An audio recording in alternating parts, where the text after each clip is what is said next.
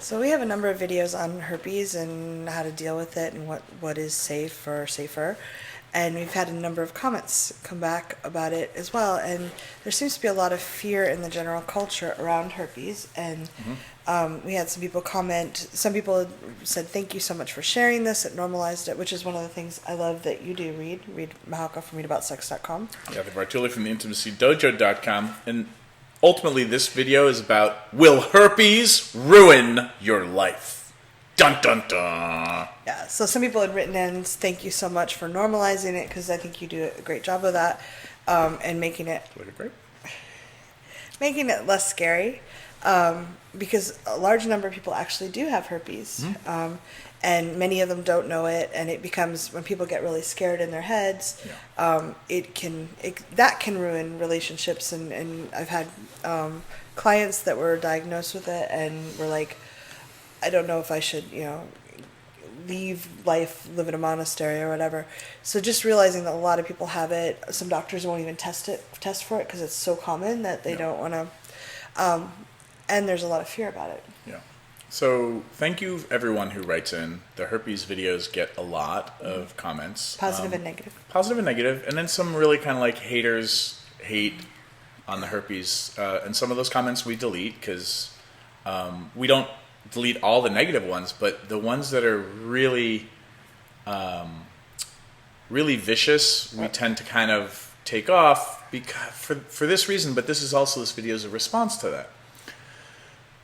The ultimate question, will herpes ruin your life? Well, that depends on how you look at STIs and STDs. Do you feel like your life is ruined? No, and I have herpes 1. I've had it, I've been testing positive for it for a long time, and I don't have outbreaks. So to my knowledge, I've never had an outbreak. I don't know where it's located. There's a lot of, people needing to get all the details right about herpes. But, you can get herpes 1 used to be that you could only get it orally, or it would be located around your mouth, and that herpes 2 you would get mostly located around your genitals or around your ass. That's true, but not completely. But that's not completely true because you can have herpes 1 genitally and you can have herpes 2 orally. And I've gotten cold sores before, and I don't test positive for either herpes 1 or 2.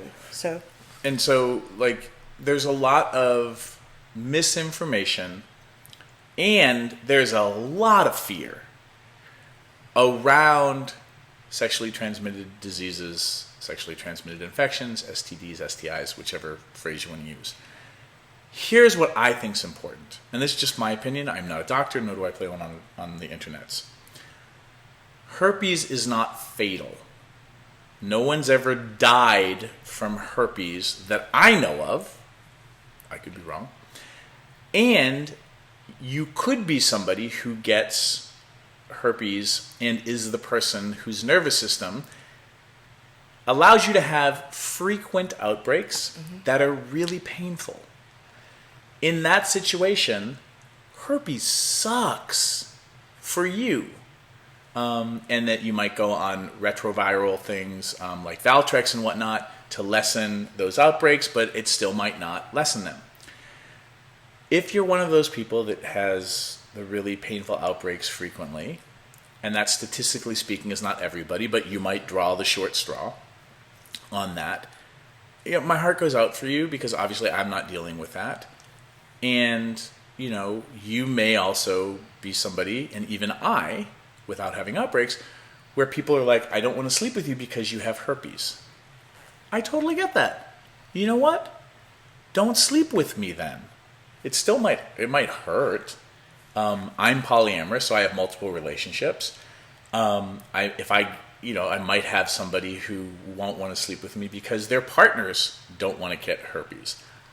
That's okay. We can start to be adults once we get through the fear-mongering in culture.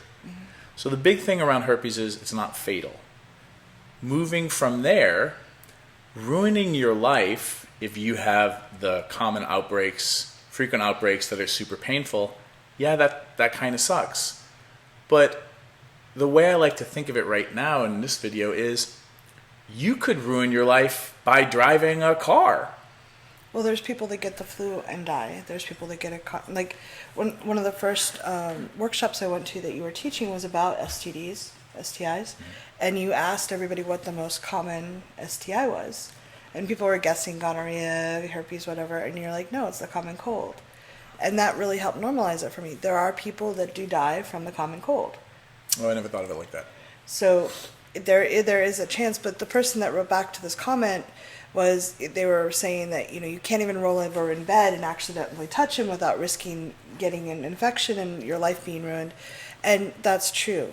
And you can also, your partner could get a common cold that you get, and your immune system may not be strong enough, and you could die. So like there is risk being human and connecting. And for some people with autoimmune deficiencies or malfunctions or certain challenges around things like getting a sexually transmitted disease is more risky for their health. So I don't want to minimize any of that. No, when I was in the hospital with pneumonia, no one with a cold could come in and see me because it might have killed me at that point. But that doesn't mean that people with colds in general, or I'm going to live in a bubble. I want to be able to connect with people. And the fear and the shame around STIs and around herpes specifically, even though herpes is not fatal, the shame, like we don't have shame around driving. People die driving all the time. Yeah, it's good. Now, you can learn how to be a better driver. Wear your seatbelt. You can put on a condom when you're having sex. You can. When you drive? When you drive, you can put a condom. I'm wearing a condom right now. You can do things to help be a safer driver, but that doesn't mean you won't get blindsided. Yeah. It doesn't mean you won't sleep with somebody who doesn't know they have herpes because they've never gotten tested for it. A lot of people have STIs and STDs that are asymptomatic, which is why I'm a big proponent of get tested at least once or twice a year. If you're super slutty like me, get tested 3 or 4 times a year. And then date people who also get tested, who will tell you if they test positive for something. And if you have somebody, or you are the person who's like, I can't get herpes, then try not to sleep with people who have herpes, because it's really hard to prevent the kind of skin-to-skin contact that will allow herpes to be transmitted. Easier actually to prevent the exposure and transmission of gonorrhea because of how gonorrhea, if you're a nerd like me, gets transmitted. Yeah. Wearing a condom for oral sex and for penetrative sex kind of helps with gonorrhea. And gonorrhea, for the most part, is treatable, just like syphilis and chlamydia, whereas herpes isn't really treatable. You can take retrovirals to help suppress it, but you can't get rid of it. Herpes is for life. At least now. Just now. But what I want to say is it's the fear. And you don't tell somebody when they get their driver's license, you're going to ruin your life. You could ruin your life driving, and there's no way you can't prevent getting sideswiped or rear-ended. Like, the only way to prevent that is to never drive. But it's true. But we don't have shame and blame and guilt around driving. So, again, I would just consider you to think about all this from the perspective of what's life-threatening versus life-altering. And herpes can be damn inconvenient. But did you really ruin your life? I don't know. I would ask you to think about that. Like, what's the definition of ruin?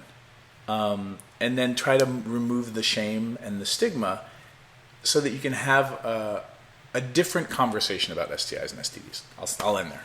Really appreciate writing in. We know this is a difficult topic, and we want to just try to make it a little bit easier for people that are facing the fears and the shame around it.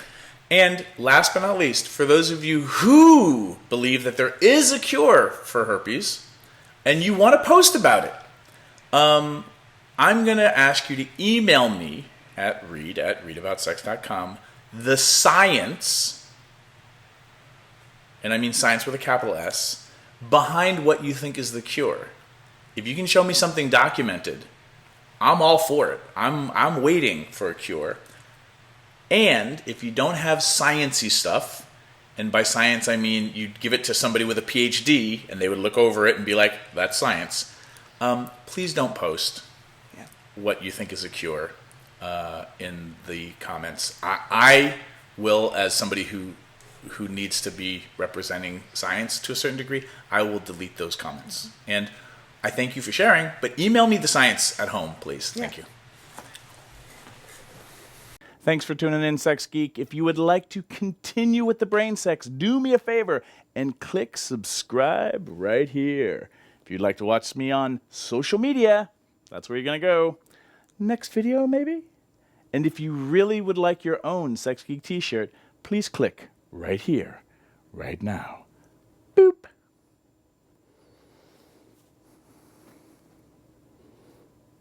No, really, like...